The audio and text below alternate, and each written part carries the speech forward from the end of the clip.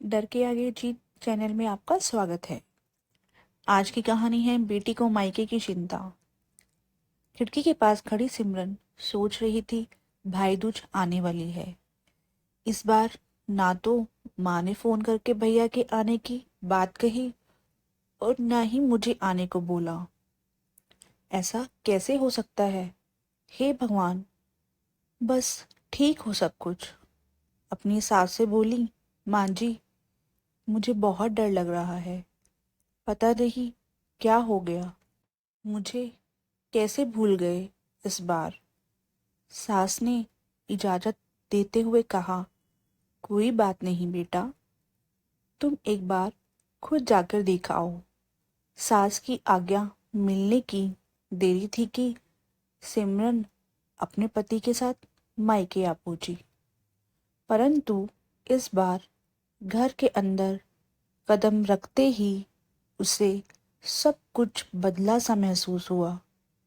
पहले जहां उसे देखते ही माँ पिताजी के चेहरे खुशी से खिल उठते थे, इस बार उन पर परेशानी की झलक साफ दिखाई दे रही थी।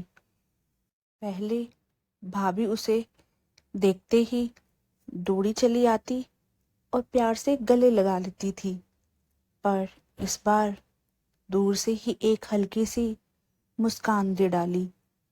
भैया भी ज्यादा खुश नहीं दिखाई दिए।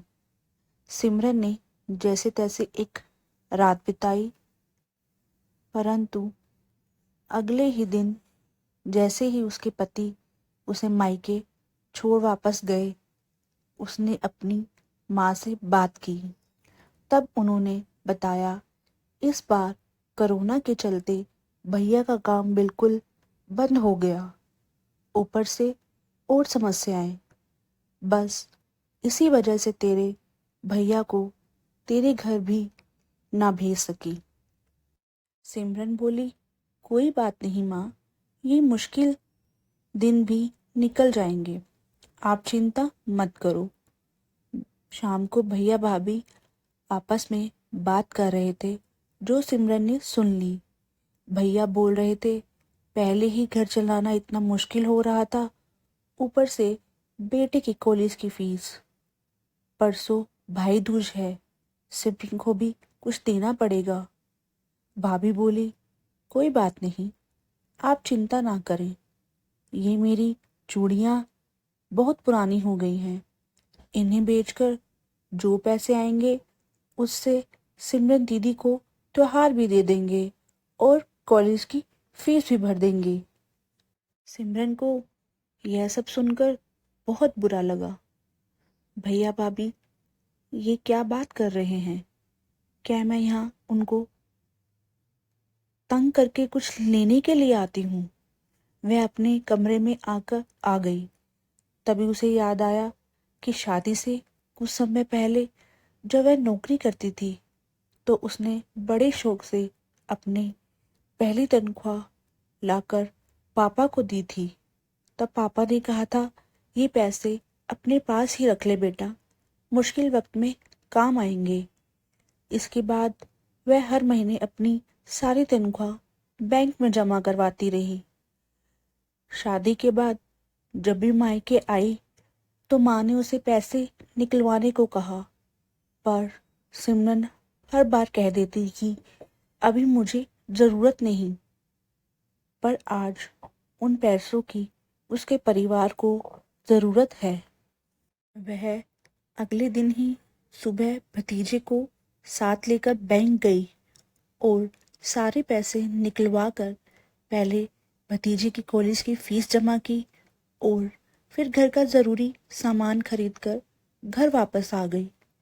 अगले दिन जब भैया का टीका किया तो भैया ने भरी आंखों से उसके हाथ 100 का नोट रखा।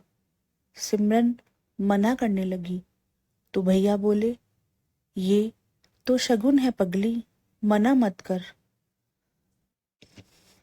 सिमरन बोली, भैया, बेटियां मायके शगुन के नाम पर कुछ लेने नहीं, बल्कि अपने माँ बाप की अच्छी सेहत की कामना करने, भैया भाभी को माँ बाप की सेवा करते देख ढेरों दुआएं देने और बड़े होते भतीजे भतीजियों की नज़र उतारने आती हैं।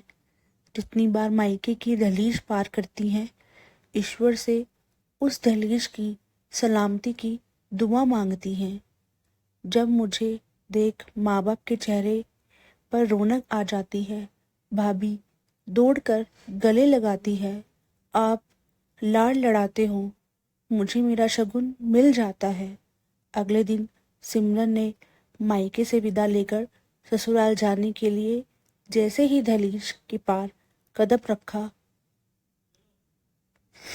कि भैया का फोन बज उठा। उन्हें अपने व्यापार के लिए बहुत बड़ा ऑर्डर मिला था।